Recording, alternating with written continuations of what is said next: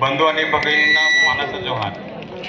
आज कृती समितीच्या वतीने हा मोर्चा आयोजित केलेला आहे। त्या मोर्चाचे अध्यक्ष माननीय आमदार विलासजी तरे, दुसरे अध्यक्ष माननीय आमदार रविंद्रजी गावित, त्याचप्रमाणे आमचे लोकप्रिय खासदार हेमंतजी सवरा, हरिचंद्रजी भोये, उपस्थित मंचावरील सर्व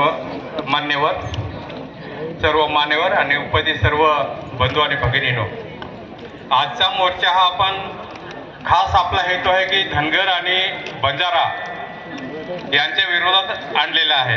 परंतु त्यांना आपल्याला विरोध करणं किंवा आपण त्यांना विरोध करणं एवढे मोठ्या त्या जाती नाही मिळत। आपण आदिवासी मूळ निवासी, आपल्या पूर्वजांच्या आशीर्वादाने आपल्या 5 पिढ्यांची पुण्याई म्हणून आपण आदिवासी जन्माला आलो आणि 5 पिढ्यांची पुण्याई घेऊन हा आदिवासी जर जन्माला आला असेल, दायऱ्या गैऱ्या कोण उपट चोंबवाल्याने तो सांगत असेल की आदिवासीच्या आरक्षणामधून आम्हाला वाटत द्या, तर ते शक्य नाही ना, ते आपण होऊ देणारे नाही।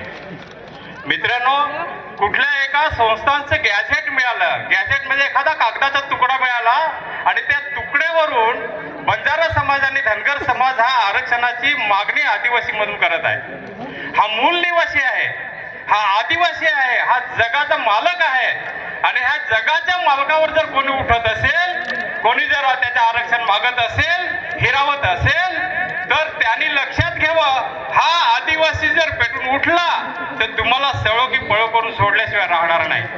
मित्रांनो, आज त्यांचे मोर्चे आंदोलने प्रत्येक जिल्ह्यात महाराष्ट्र राज्यामध्ये होत आहेत, आपण बघतो, ऐकतो आणि त्यांनी जर दबाव या महाराष्ट्र राज्य सरकारवरती आणला आणि यदाकदाचित आरक्षण देणं बंधनकारक नाही किंवा देऊ शकत नाही, घटनेने दिलेलं आरक्षण, संविधानाने दिलेलं आपल्याला आरक्षण तेही आपल्याला कमी पडतं, ते आरक्षण आपल्याला पुरेसे नाही, परंतु आपण रडलो नाही, लढलो नाही, आहे त्या स्थितीमध्ये आपण गुण्यागोविंदाने नांदलो। परंतु कोणाच्या आरक्षणावर आपण डल्ला मारायचा कधीही विचार मनात केला नाही, कारण आपण स्वाभिमानी आहोत। आपण जरी गरीब असलो, शेतमजूर असलो, शेतकरी असलो, कामगार असलो, तरी आपला स्वाभिमान, आपली संस्कृती, आपण जे जीवन जगत आहे, जगाच्या पाठीवरलं एकमेव जीवन हे आदिवासी संस्कृतीचं आहे।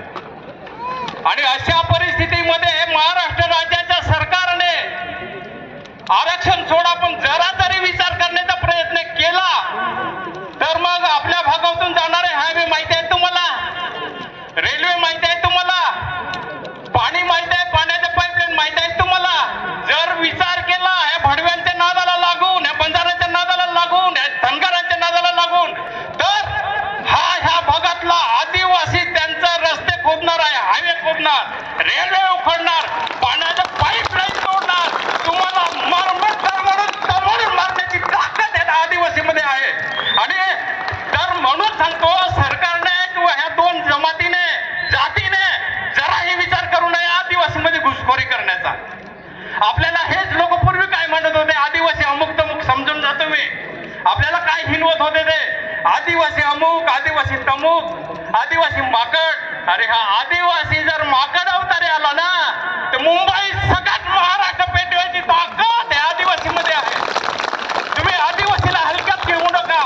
आज आम्ही इथे आमच्या पद्धतीने जगतोय, आमची संस्कृती जपतोय, आमची माणसं जपतोय, आम्ही जंगल जपतोय, आम्ही पाणी जपतोय, आम्ही जंगल जपतोय, आम्ही जमीन जपतोय ना। आमच्यावर जर घाला घालण्याचा प्रयत्न केला, मग ते सरकार असो, महाराष्ट्र सरकार असो, दिल्ली सरकार असो किंवा अन्य जाती असो, आम्ही जुमानणार नाही। आम्ही रस्त्यावर उतरून पूर्ण महाराष्ट्र पेटवण्याची ताकद या आदिवासीमध्ये आहे। आम्ही मूळ निवासी असल्यामुळे आमच्या कुणी घुसखोरी करण्याचा प्रयत्न करायचा नाही, आमच्या संस्कृतीमध्ये ढवळाढवळ करण्याची आवश्यकता नाही वाटत। मित्रांनो, मी तुम्हाला एवढंच सांगेन की आपण जरी गरीब असलो, फाटके तुटके असलो, पण आपण निसर्गाला सांभाळणं, आजपर्यंत निसर्ग सांभाळलाय तो आपण सांभाळलाय।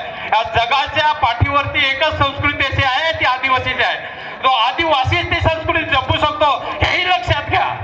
आज या ठिकाणी आपण एवढा मोठ्या प्रमाणात जमलात, खूप आनंद वाटला। जेव्हा जेव्हा आदिवासीवर संकट येईल, जेव्हा जेव्हा आदिवासी वाईट प्रसंग येईल तेव्हा तेव्हा माझा आदिवासी असाच पेटून उठला पाहिजे अशी शपथ सगळ्यांना आज घ्यायची आहे. आणि ही शपथ घेऊन आपण घरी जायचे आहे. त्यापुढे आदिवासीवरती बोट दाखवणं तर सोडा, पण नजर पण लावता कामा नये अशी परिस्थिती निर्माण करायची आहे आपल्या महाराष्ट्रामध्ये. हा आपला आदिवासी बहुल जिल्हा आहे. आजची परिस्थिती बघितली तर कलेक्टरनी 15 ते 20 मिनिटं घेतली, आम्हाला भेटलेच नाही. 15-20 मिनिटांनंतर कलेक्टर आल्या. हा काय न्यायाला धरून नाही मिळत, हा आदिवासीला अनुसरून नाही मिळत. आमचा जिल्हा बहुल आदिवासी जिल्हा, याच्या पुढे जर असं वागला तर तुमच्या तंगड्या तोडल्याशिवाय सोडणार नाही. हा आदिवासी आता जागा झालाय. आदिवासी आता मरणार नाही तर मारण्यासाठी तयार झालेला आहे ना, मारण्यासाठी तयार आहे ना. मग याच्या पुढे सगळ्यांनी लक्षात घ्यावं, या आदिवासीच्या नादाला लागताना 1000 वेळा विचार करा, 1000 वेळा त्याच्या मागे पहा आणि नंतरच विचार करा. काय आदिवासीला आता सांभाळणं फार मुश्किल आहे. आम्ही जरी गरीब असलो तरी पण आम्ही स्वाभिमानी असल्याने आम्ही कोणाचं ऐकणार नाही, कोणाचं करणार नाही. पण आमचा बहुल आदिवासी जिल्हा असल्या कारणाने आदिवासीला मान इथे मिळालं पाहिजे. आता आज आपल्या जिल्ह्यामध्ये 1000 प्रकल्प येत आहेत, विनाशकारी प्रकल्प येत आहेत. काही ठिकाणी आपण त्यांना मंजुरी दिलेली आहे. बाबा जाऊ दे, लोकांचं जर कल्याण होत असेल तर हा प्रकल्प बसवण्यासाठी आमची हरकत नाही. पण आपला जर विनाश होत असेल तर त्या प्रकल्पाला आपण जरूर विरोध केला पाहिजे. ह्याच संख्येने जमा झाले पाहिजेत आणि ह्याच ठिकाणी जमा झालं पाहिजेत अशी आज प्रत्येकाने शपथ घेतली पाहिजे. आणि आदिवासीचं नाव ह्या पालघर जिल्ह्यामध्ये मोठं केलं पाहिजे. कुठलाही आदिवासी ह्या जिल्ह्याच्या ठिकाणी आला, कुठल्याही अधिकाऱ्याला भेटला, अधिकाऱ्याने त्याला भेट नाकारली तर याच्या पुढे त्या अधिकाऱ्याचे खैर राहणार नाही, हे तुम्हाला मी आवर्जून सांगतो. मित्रांनो, बरेचसे वक्ते बोलणं बाकी आहे. मला आयोजकांनी बोलण्याची संधी दिली त्याबद्दल त्यांचे मी आभार मानतो.